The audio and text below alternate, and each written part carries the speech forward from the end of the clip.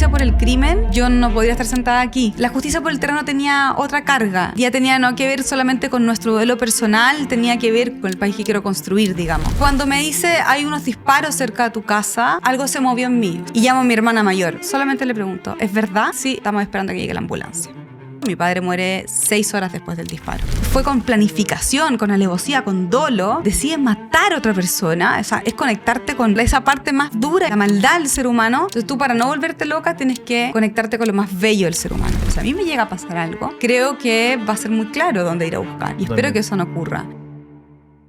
¿Cómo están ustedes? Muchas gracias por acompañarme una vez más en estas conversaciones profundas. El día de hoy tengo una invitada que para mí en lo personal es muy especial, a quien admiro mucho. Me ha tocado conocerla hace un tiempo atrás.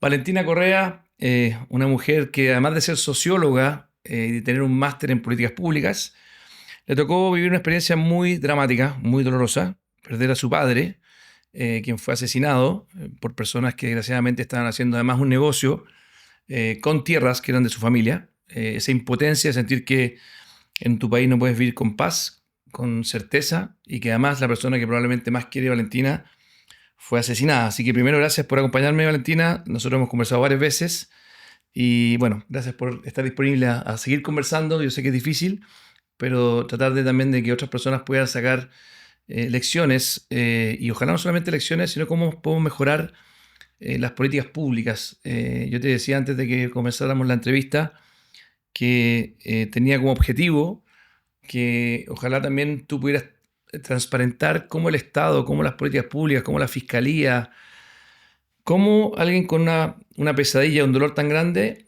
ha podido interactuar con un Estado que falló estructuralmente en tu caso. O sea, un Estado que por no hacer su pega te arrebató probablemente a la persona que más quería.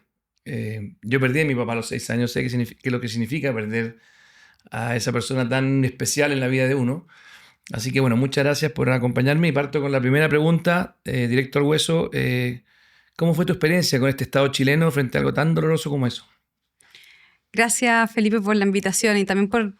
Es una oportunidad, ¿no?, de poder toda aquella reflexión que fuimos haciendo en colectivo a nivel de familia, pero también a nivel individual. Ya estamos en este minuto que podemos sacar aprendizaje. Entonces, es muy sanador también poder como compartir y que esta experiencia tan traumática de alguna manera se vaya como transformando en reflexión y aprendizaje que puedan servir para otros. Tu pregunta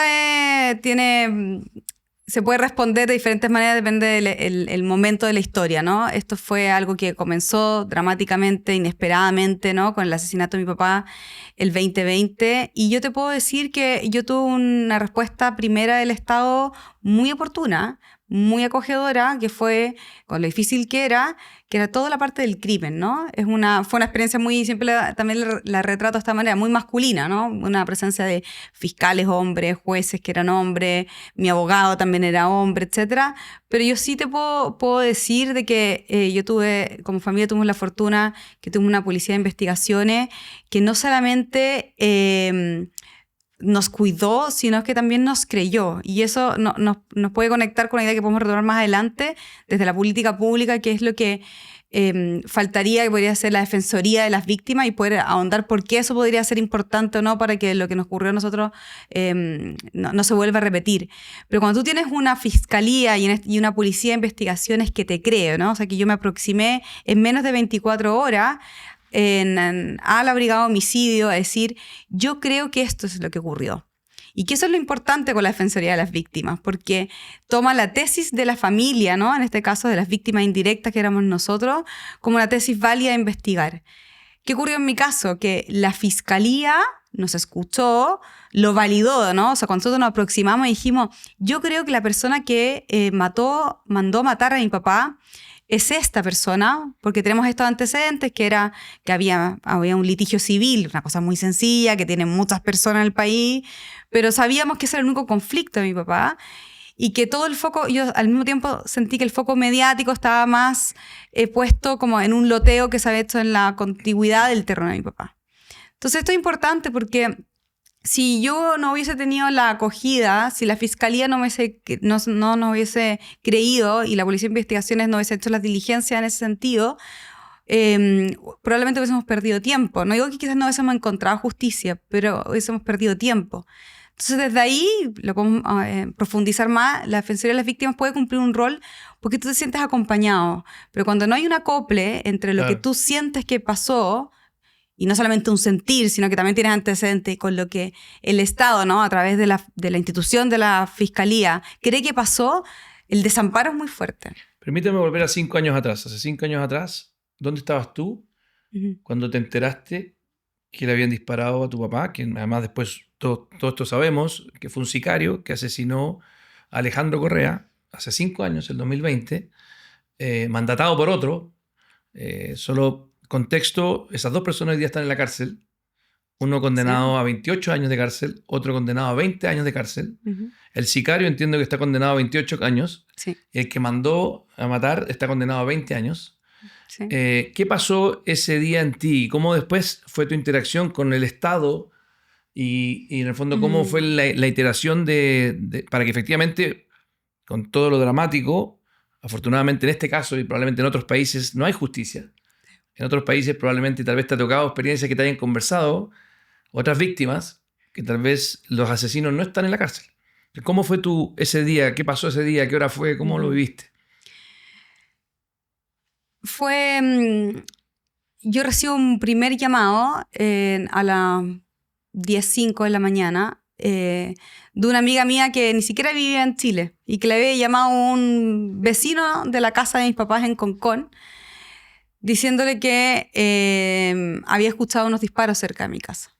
Y me pareció extraño una llamada de esta amiga que vivía fuera del país, un lunes a las 10:30 de la mañana, es como algo como extraño, digamos. Estábamos en pandemia, hay que recordar, aquí es como un agravante del duelo y también de este tipo de crímenes, ¿no? Porque la atención del país estaba puesta en otro lugar. Y cuando me dice, hay unos disparos cerca de tu casa, era un lugar muy tranquilo, algo se movió en mí. O sea, dije, quizás este disparo sí tiene que ver con nosotros. Entonces, insistentemente, o sea, llamo a mi mamá, no me contesta, pero no vuelvo a insistir porque si pasó lo que creo que puede haber pasado, claramente no me van a contestar. Y llamo a mi hermana mayor. Y mi hermana mayor sí me contesta y yo le digo, solamente le pregunto, ¿es verdad? Y mi hermana me dice, ¿pero cómo sabes? O sea, esto había ocurrido realmente hace muy poco, ¿pero cómo sabes? Y yo digo, dime si es verdad. Me dice, sí, estamos esperando a que llegue la ambulancia. Entonces, en ese momento... ¿Tu hermano estaba con él? Mi hermana estaba con él. ¿Tu hermana? Mi hermana mayor. Somos 3 mujeres, yo soy la del medio. Mi hermana había vuelto en esos vuelos que se gestionaron público-privado para traer a los chilenos que estaban fuera. Mi hermana vivía fuera del país y había alcanzado a estar esas semanas de cuarentena con mi papá. Entonces siempre estamos como muy agradecidos a esa gestión y que también la cuarentena, bueno, le permitió a ella estar esos 24/7. Pero mi hermana fue la que sintió el disparo. Mi hermana fue la que sale al portón de la casa, me fue en el portón de la casa y se encuentra con mi padre moribundo. Mi padre muere 6 horas después del disparo. Entonces, yo de inmediato comprendí, bueno, que esto era un punto de inflexión en nuestra vida, que es como que, y esto lo conversaba con otras personas que han vivido experiencias traumáticas, pero es como que el ser humano tiene una capacidad de disociarse y es como que tú te desdoblaras y empezaras a ver tu vida como si fuese una película. Y eso es un mecanismo de defensa que tiene el cuerpo humano que es maravilloso. O sea, debo reconocer que tenemos una biología bien impresionante, porque si no, tú no te explicas cómo una parte de tu cuerpo, ¿no? Tiene que preocuparse de la materia, ¿no? De alimentarse, de dormir, etc. Pero hay otro que es como el cuerpo más espiritual, emocional, que no puede muy conectarse todo el tiempo que esto ocurrió. Entonces lo ves como una película. Y yo me conecté, o sea, yo sentí como que una parte de mí se quebró en un buen sentido, para protegerse. Entonces lo que yo tengo que enfrentar ahí fue una serie de decisiones, ¿no? Y llamé a quien en ese momento era mi pareja que estaba trabajando, le dije, se devolvió, ¿no? A la casa y yo estaba haciendo esta maleta, esta mochila, y tú dices, ¿qué se echa, no? ¿Qué se echa en una maleta que... ¿Tú estabas viviendo fuera de Chile? Yo estaba viviendo en Santiago, ¿no? Yo estaba viviendo en Santiago. Okay. Entonces había que viajar a Viña y empiezo, bueno, me acuerdo que en un momento dije, bueno, si esto... puede ser que mi papá le hayan disparado en las piernas, ¿no? Y esto es una larga rehabilitación. Entonces, o sea, desde el libro, algo de ropa, las pastillas de dormir, eso creo que fue muy lúcido de haberlo hecho. Pero no tenía mucha certeza como de lo que se me venía. Y me acuerdo de haber ido al closet y haber gritado como 2 o 3 gritos como... esos gritos como agudos y decir, ya, ahora como ponerse en otro foco porque ya tenía la certeza de que se me venían periodos muy difíciles. Y cruzamos, ¿no? Las barreras sanitarias, en cada parada había que explicar, algo que no era muy explicable, ¿no? Tenía pocas noticias.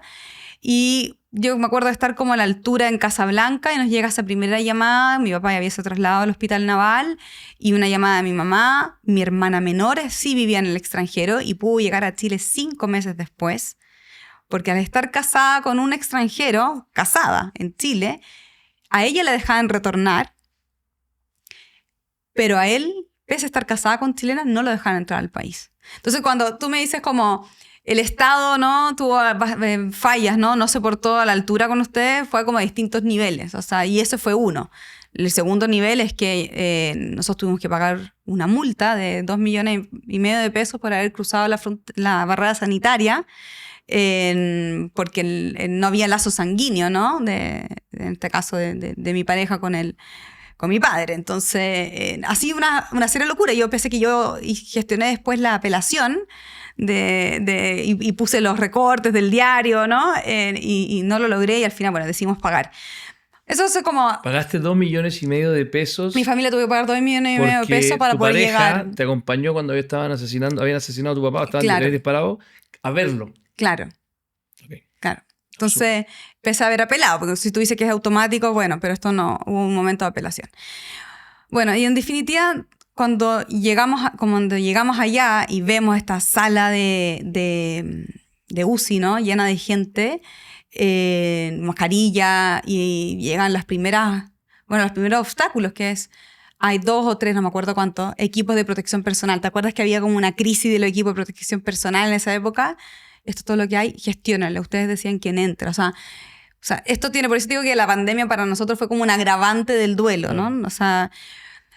Lo bueno es que mi papá no había muerto de forma inmediata, que me permitió ir, tomar la mano, ¿no? Y yo le prometo 3 cosas, ¿no? Y me salió muy natural. O le dije 3 cosas, más que 3 promesas. La primera le dije que lo quería, se lo había dicho el día anterior y se lo había dicho todas las veces que lo veía. O sea, yo no tengo ninguna deuda ni me quedé con ninguna deuda, ¿no?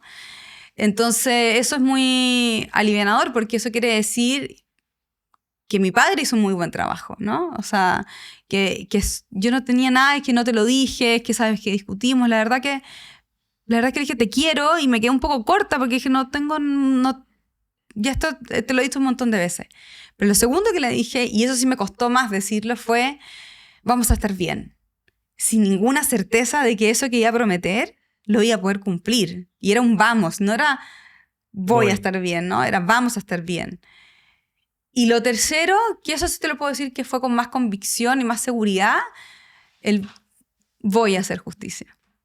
Wow. El voy a hacer justicia. Sin saber lo que se mencionaba. Si tú me decías, tenía claridad que sí, yo sabía que podía ser lo del terreno, pero yo no sabía qué. O sea, si esto realmente se podría haber sido un problema, otro tipo de problema, y yo no estaba en conocimiento. Entonces... de alguna manera me autolimité, ¿no? O sea, me puse ciertos caminos, ciertos horizontes, y que ahora 5 años yo te puedo decir que los cumplí. Y es una satisfacción y un orgullo de hija, ¿no? Porque este camino también tiene que ver con honrar la memoria de mi papá. La parte más difícil, claramente, que era la justicia por el crimen. Sin justicia por el crimen, yo no podría estar sentada aquí con esta como... tranquilidad, alivio, ¿no? La justicia por el terreno tenía otra carga, ya tenía no que ver solamente con nuestro duelo personal, tenía que ver con con el país que quiero, con el país que quiero vivir, con el país que quiero construir, digamos. Lo quería lograr con muchas ganas, pero también me había hecho la idea que si no lo lograba, también podía cumplir la promesa, digamos. Ok. Eh, ¿Y qué pasa porque cuentas que la justicia, hoy día sientes que se hizo justicia después de 5 años? Ya puedes decir que le cumpliste a él las 3 promesas o las 3 cosas que le comentaste. ¿Cómo pudiste, de alguna manera, en el mecanismo de defensa biológico que tenemos los seres humanos, tuviste momentos donde encontrabas que toda la vida no tenía sentido? Donde en el fondo, por mucho que yo cumpla justicia penal, por mucho que yo cumpla justicia de recuperar el terreno, que fueron las causas que hizo que asesinara a mi padre, mirar y decir, todo esto, ¿cómo lograste no volverte loca frente a un dolor tan grande y tan incomprensible por algo tan absurdo? es una buena frase esta de decir cómo evitaste la locura, ¿no? Porque además yo sentí que en algunos momentos del Estado, en diferentes reparticiones, querían que yo me volviera loca. Yo se lo sentí, digamos. Pero en lo más profundo, como el punto de vista... ¿Quién quería que te volvieras loca? O sea, yo sentí que no lo podría personificar, pero sí cuando, no sé, yo logré la orden de demolición, ¿no? Y le dije al ministerio, bueno, usted la firmó al Ministerio de Vivienda, ahora ejecútela. No, es que no podemos ejecutarla. Pero si usted mismo la dictaminó, entonces ¿cómo no la va a poder ejecutar? Entonces tengo que ir a la Corte de Apelaciones y me dicen, sí, tiene que cúmplase, ¿no? Le dice el ministerio y después nuevamente pasa un año y no se ejecuta, ¿no? Entonces, ese como comprahuevos que de repente tuve que hacer cuando me decían, no, es que yo puedo demoler, pero no puedo desalojar. En ese me envolvieron en ese trámite. Entonces dije, bueno, ¿a quiénes tengo que traer acá? Al Ministerio del Interior. Bueno, vamos al Ministerio del Interior. Y así pasé de un gobierno al otro gobierno. O sea, esto tampoco tenía que ver con un tinte político, sino que yo creo que era un fenómeno que les quedó grande a las dos administraciones y quizás de que si había que resolver el tema, quizás que no tuvieron la altura de mira en que yo no estaba pidiendo un favor que se les resolviera un tema a mi familia, ¿no? Si lo que yo estaba diciendo era que esto era un fenómeno de un delito con unas características nuevas, importadas, y que el Estado sí tenía las herramientas. O sea, no había que legislar. O sea, la ley, la última actualización, que ahí tú fuiste pionero en eso, con la ley de usurpaciones ya estaba. O sea, ya no había que hacer grandes innovaciones, simplemente había que demostrar que con voluntad política se podía. Entonces, en ese sentido, yo sentí que en un momento me iban a volver loca en decirme que sí, que no, gente que me acompañó y me abandonó en el camino, digamos. Pero lo más profundo, yo creo que esto es lo más interno, y esto tiene que ver con mi formación familiar. Nosotros somos una familia altamente espiritual, donde todos en distintos momentos de la vida habíamos hecho un retiro de meditación que se llama Vipassana, que consta de 10 días de meditación en silencio, de 14 horas diarias. Por distintos motivos, en distintos momentos de nuestra vida, todos los 5 personas de mi familia lo habíamos hecho. Y todos habíamos aprendido una gran cosa, que es que todo pasa. Porque cuando tú estás meditando 14 horas al día, claramente con intervalo, el cuerpo te incomoda, ¿no? El dolor de rodilla, la cadera, etc. Entonces el ejercicio, lo que te está haciendo esta experiencia, es convencer, o sea, es como vivir la experiencia de que aquello que estás sintiendo pasa. Entonces cuando pasa este trauma que uno siente que el cuerpo te vibra, ¿no? No sé si alguna vez has tenido algún accidente de tránsito, cuando uno choca, ¿no? Como sientes como que el cuerpo te está vibrando, es como un exceso de cortisol, ¿no? Que va secretando, te deja un estado de vibración muy alto y muy incómodo también. Y yo sabía que ese malestar que estaba sintiendo, esa depresión que estaba sintiendo, esa pena profunda que estaba sintiendo, esa pena que llegó sin invitación, no era para siempre. Y eso en algún lugar de tu corazón te da paz. Y eso me da paz y que te da fuerza, digamos. Entonces, por un lado, eso como es lo más íntimo, y después la compañía, la tribu que te acompaña, te alimenta, literal te alimenta, sobre todo los primeros meses, las que no te sueltan la mano, las personas que van contigo hasta el final. A mí me dio mucha fuerza porque fue un camino bastante largo. Y después ver, como contrarrestar, como uno colindamos como familia, yo colindé con el lado más oscuro de la humanidad, o sea, que alguien planificadamente, no un arrebato, ¿no? Esto no fue una pelea callejera que se me desordenaron los patitos, como digo yo en un momento, sino que fue con planificación, con alevosía, con dolo, deciden matar a otra persona. O sea, es conectarte con el holocausto, digamos, con esa parte más dura y más la maldad del ser humano. Entonces tú, para no volverte loca, tienes que conectarte con lo más bello del ser humano. Entonces yo veía desde lecturas que fueran amigables, conversaciones que fueran amenas, y eso en el fondo fuera equilibrando. Y yo, después de 5 años, yo con todo lo que he vivido, yo en la suma y la resta estoy convencida que hay más gente buena que mala. Wow. Sabes que mi padre, antes de morir, que murió de cáncer, grabó unos cassettes. Sabía que se iba a morir. Tuvo un poco más de tiempo que el tuyo para probablemente prepararse, pero nos grabó un cassette y la frase que nunca se me olvida del cassette, donde él nos dice Miguel, Pablo, Felipe, Tomás, Bárbara, yo soy el del medio, al igual que tú, dice, papá se va a morir y les quiero contar mi vida, para que puedan efectivamente saber qué es de qué se trata esto. Yo tenía 6 años. Y mi padre nos dice una frase, muchas cosas, pero la que más me impactó a mí es cuando dice, mire, la gente es buena. Es mejor que se equivoquen en 1 de 10, pero no desconfíen de los otros 9. Entonces, que tú, después de 5 años viviendo lo que viviste, el infierno que viviste, donde te arrebatan a tu padre por un sicariato planificado, digas que sigues creyendo que hay más gente buena que mala, creo que es el triunfo del bien. Es el triunfo de la humanidad, es el triunfo de que al final es tanto lo lindo que a veces recibimos las relaciones humanas, que aunque te llegue una de la peor naturaleza, que es la que te tocó a ti, tú dices, no me va a arrebatar esa confianza en el ser humano. Y por eso te pregunto ahí también, si entre medio se cruzó el odio o se cruzó la rabia, si es que eso fue algo presente o siempre estuviste protegida por tu psicología, de no sentir odio, o sentiste en algún minuto odio, porque además en tu caso es más fuerte aún. En el mío me lo arrebató el cáncer a mi padre. Y tengo rabia, digo, se me fue un ídolo. Pero es distinto que te lo arrebate una persona de carne y hueso que tiene nombre y apellido y tú sabes quién es. Uno que lo mandaron y que por 5 millones de pesos asesinó a tu padre, y otro que planificó pagarle 5 millones de pesos para que lo haga. Entonces, el odio, ¿cómo sanaste ese odio? ¿Cómo incluso hoy día vives? Hiciste justicia, me impresiona la calma que tuviste. La única persona que a mí me ha tocado parecida a conocer a ti es Jorge Luxinger, que es muy amigo mío, de la Araucanía, de la región que represento. Y me ha tocado. De hecho, la ley de usurpaciones, que es muy útil para el desalojo que hicieron en tu caso, la hice yo por las víctimas de la Araucanía. Ahí me tocó a mí, yo como senador partí por ahí. Me veía cómo se tomaban terreno y eran una verdadera mafia, narcotráfico, de todo. Y la hice con las víctimas del terrorismo en la Araucanía. Después, que sirvió para todo Chile, también. Pero en el fondo, ahí viene mi pregunta sobre el odio. ¿El odio estuvo presente en tu vida y cómo lo manejaste, o lograste siempre que no entrara?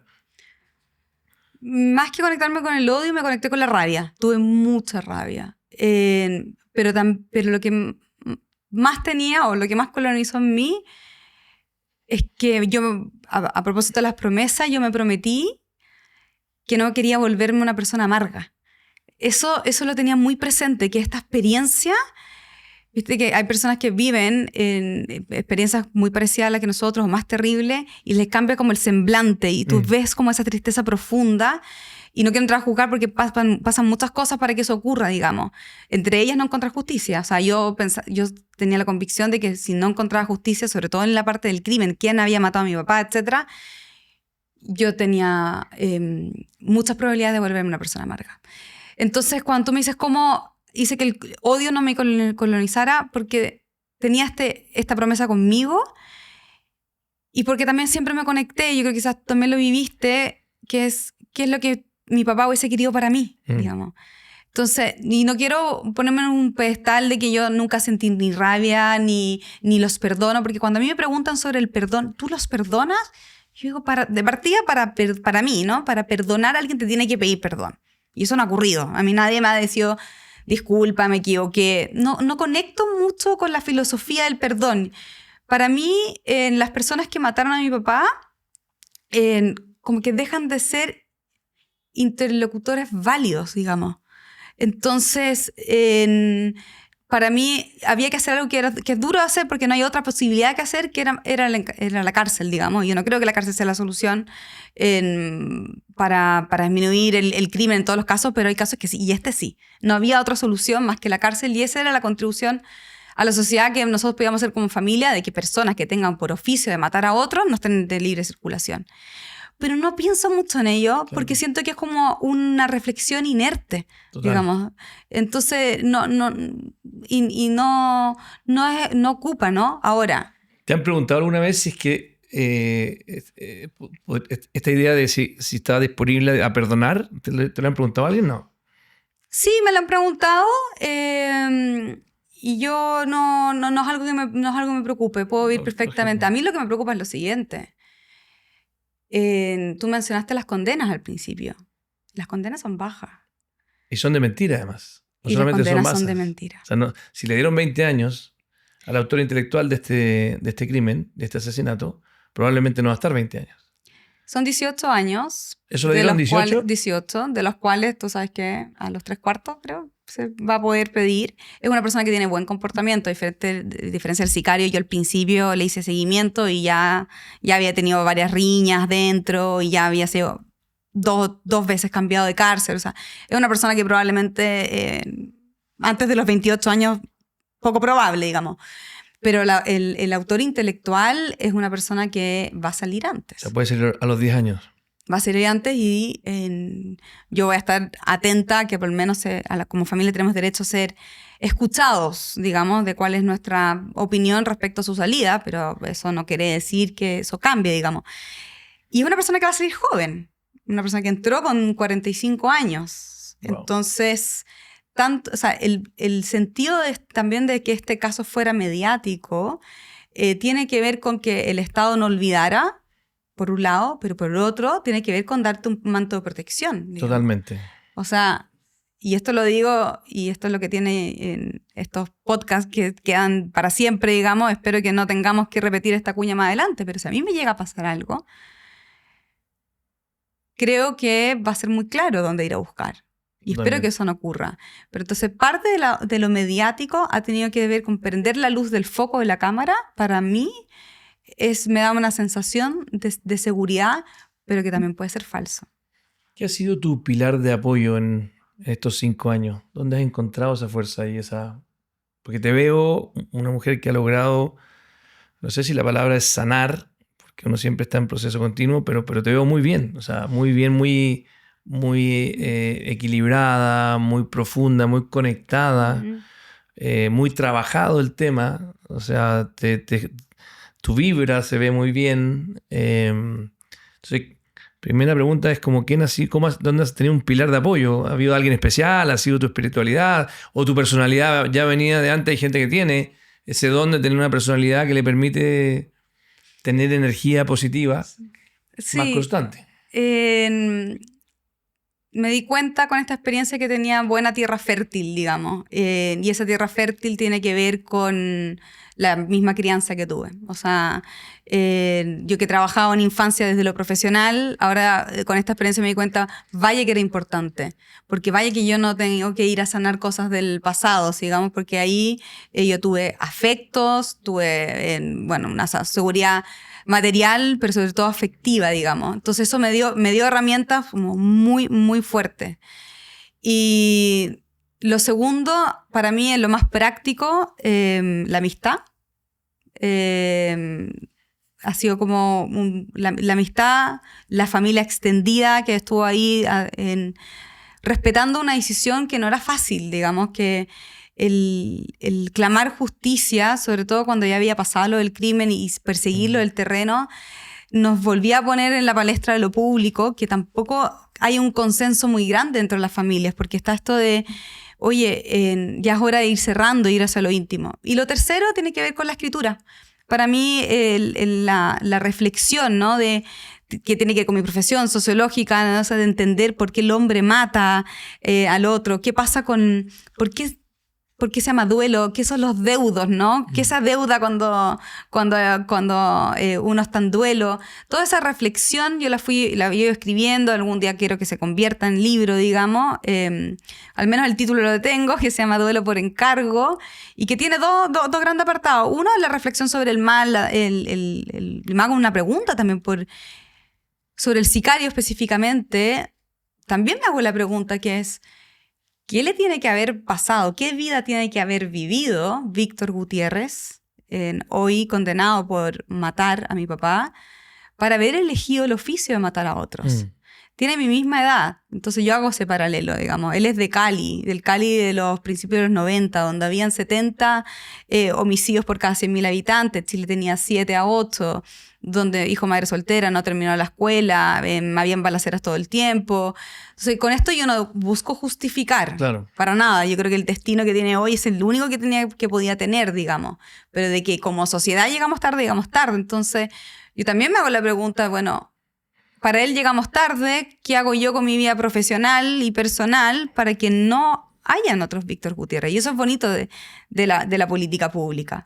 Entonces también la reflexión y lo intelectual a mí me ayudó como ahí, yo creo que la palabra más que como que te cambie es como ir tramitando, ¿no? Uno va como tramitando esta experiencia y la va integrando a su vida. Esto es parte de mi vida, yo no tengo problema en hablarlo, yo me siento muy orgullosa de ser.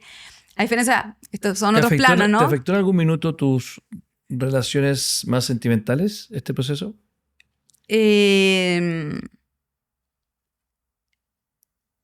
Yo creo que las relaciones más cercanas con mis hermanas, con mi pareja de ese momento, cada uno vivió el duelo de forma distinta, sí, yo creo que sí, me afectó. Yo completamente cambié un poco la mirada de cómo vivía, el lente con el que vivía la vida, digamos.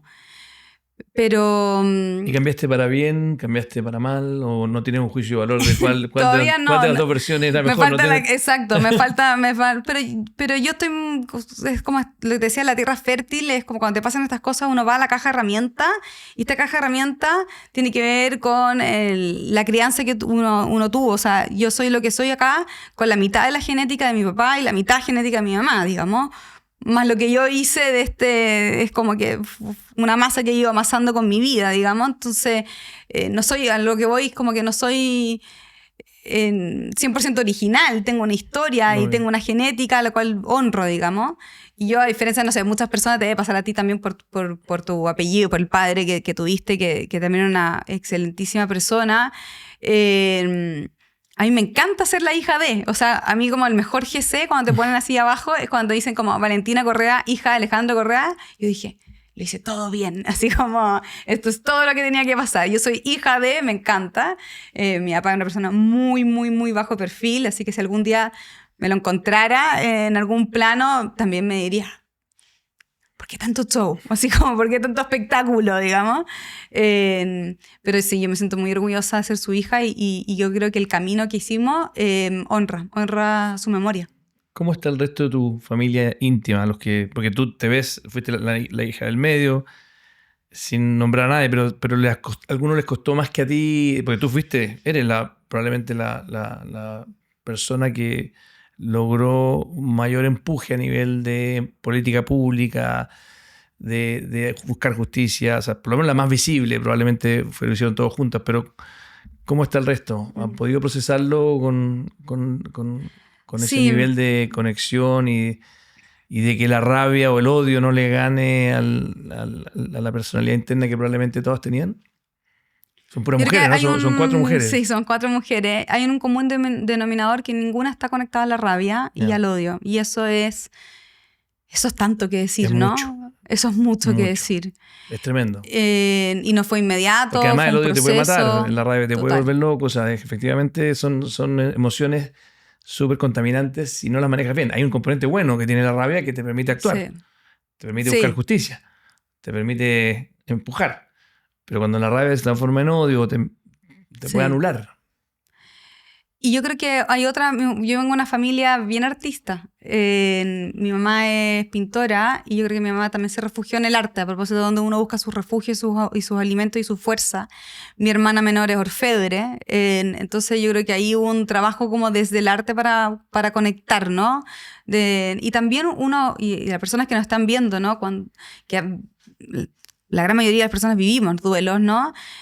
Y hay que ser muy respetuoso con cómo cada uno tramita su duelo, son subjetivos. Entonces, para mí, la búsqueda de justicia y el contar quién era mi papá y que no quedara duda que era un hombre bueno, era importante para mis hermanas. Eso era un espacio íntimo de por qué esto es público. O sea, mi hermana menor, que también coincide con esta parte bajo perfil de mi papá, esto como la anécdota, me decía cuando ocurrió la demolición del terreno, me decía, sabíamos, ¿no? Que iba a ser muy mediático, pero yo le decía, bueno, pero a veces la agenda mediática, o sea, pasa algo más mediático, le digo yo, y esto pasa a ser como una nota cortita, digamos. Y mi hermana me acuerdo que decía, ay, ojalá haya un terremoto, no muera nadie, me decía, pero como que se olviden del terreno y esto pase así, ¿por qué tiene que ser tan público, no?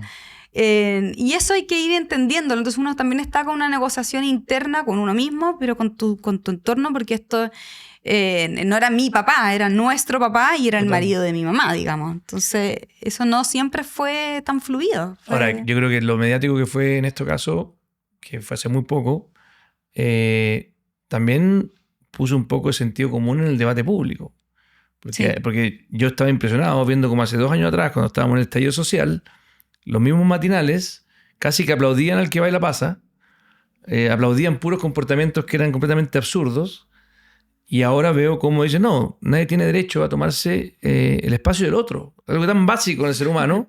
Y yo me acuerdo que ese día miré los 3 matinales o los 4 matinales, todos diciendo lo mismo, y decía, qué increíble cómo... Y alguien me decía, lo que pasa es que los matinales no tienen opinión propia, los matinales opinan lo que la gente está creyendo en ese minuto.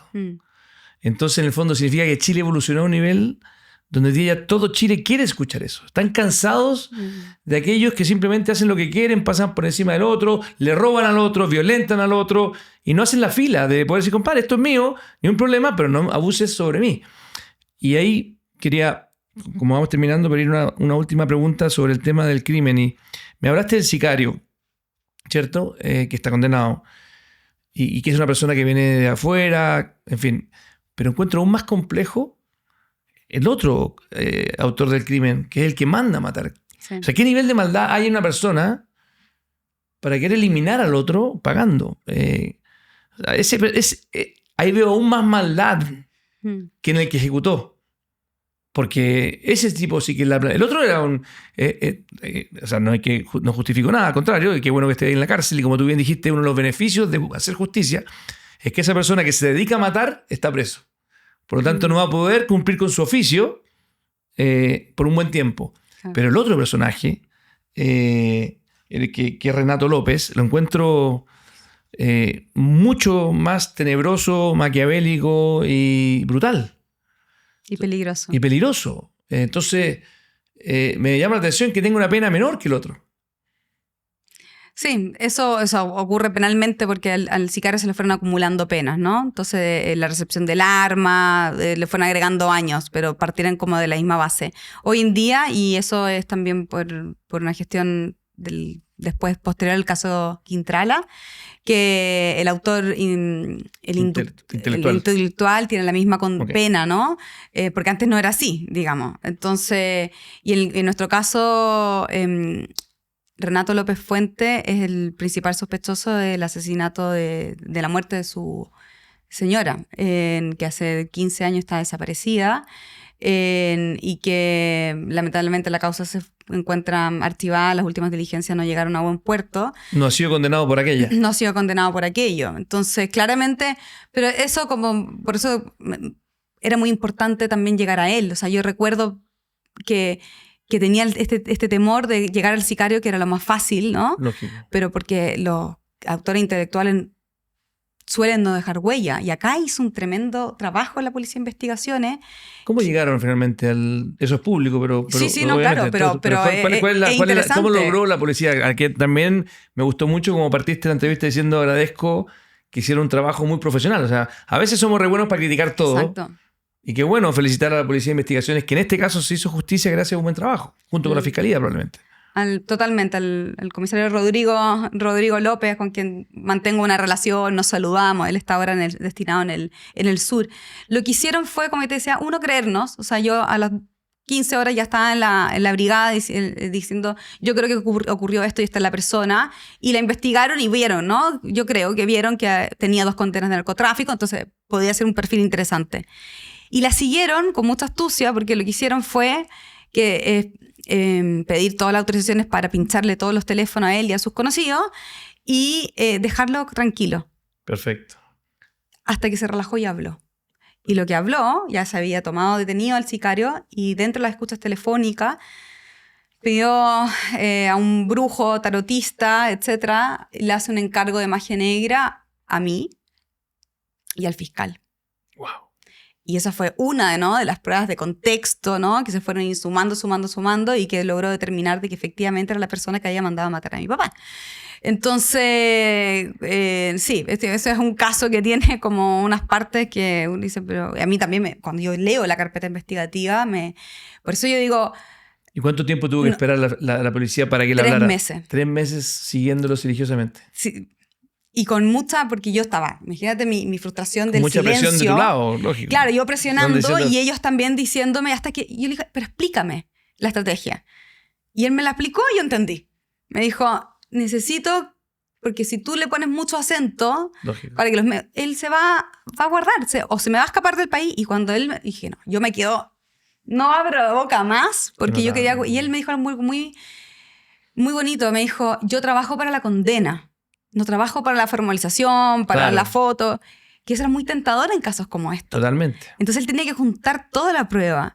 Por eso yo cuando te digo como que en este estado que al final me cumplió, pero nos cumplió tarde, porque hay gente que no le cumple. Y nos cumplió tarde en lo que no logró entender, y sobre todo el Ejecutivo, ¿no?, en esta administración, de que cuando nosotros hablábamos de recuperar el terreno era recuperar el Estado de Derecho, dar una señal contra el crimen organizado, legitimar la propiedad privada, etc. Pero yo recuerdo perfectamente, y ellos me decepcioné mucho, cuando voy al segundo piso de La Moneda, expongo el caso también, y honestamente, y porque también tengo esa capacidad de frialdad de decir, tómenlo como un caso, ya con un punto político en esto. Están todas las condiciones. Ellos me dijeron, no vamos a pagar el costo político de desalojar a 40 personas, porque eran 40 en ese minuto. Y yo entendí que no había el olfato suficiente. ¿Y quién te dice eso? El director de políticas públicas del segundo piso de La Moneda. A ver, que cada uno hará su investigación de quién era, digamos, pero sí, y eso también fue bueno. Y ahora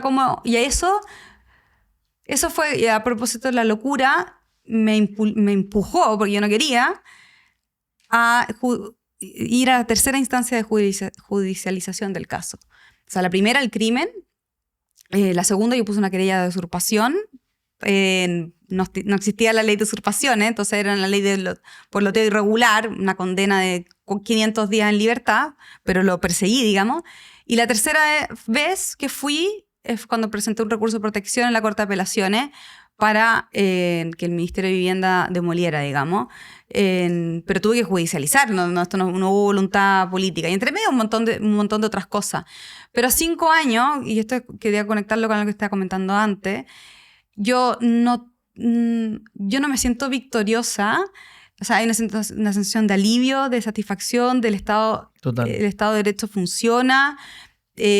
Hicimos la contribución como familia, pero yo no me olvido que poco a poco estas personas van a salir de ahí. Totalmente. Muchas gracias, Valentina Correa, por acompañarnos y por acompañarme en esta conversación tan profunda, tan sincera. Y yo quería que terminaras tú, normalmente termino yo, contándome brevemente quién era Alejandro Correa, quién era ese hombre de bajo perfil que no le gustaría aparecer en ninguna parte, y que lo describa brevemente para quienes... yo sé que yo también perdí a mi padre y me encanta hablar de él, al igual que a ti, para mí es un honor y me encanta que me digan eres hijo de Miguel Kast. Que te pase lo mismo significa que también le puedes dedicar unas palabras a él también para cerrar. Mi papá era una persona dulce, amante de la naturaleza, de la música clásica, que puso siempre por primero a la familia, que tenía 3 mujeres y nos impulsó a volar, digamos. Muchas veces están en desacuerdo de nuestras decisiones. Yo viví 3 años en Etiopía, me fui a los 20 años la primera vez y tuvo que tramitar sus propios miedos para que nosotros siempre voláramos. De grandes conversaciones, de un buen vino y un buen quesito, una persona que quería la tranquilidad y valoraba la tranquilidad. Lo puedo decir yo y nadie más que yo. Mi papá era muy guapo, además, muy guapo. Y era una persona buena y una persona tranquila, muy conectado espiritualmente. Y por eso yo quiero creer, Felipe, que mi papá está en un lugar que, como por sobre el bien y el mal, que no está conectado con la materialidad de este mundo que tiene esta maldad, ¿no? Y que está en un lugar donde todo es perfecto y todo tiene un sentido. Y que quizás desde esa energía nos vamos a volver a encontrar. Muchas gracias, Valentina Correa. Ha sido un placer y un honor, porque además te admiro mucho, conversar contigo. Muchas gracias, Felipe. Que te vaya muy bien. Gracias.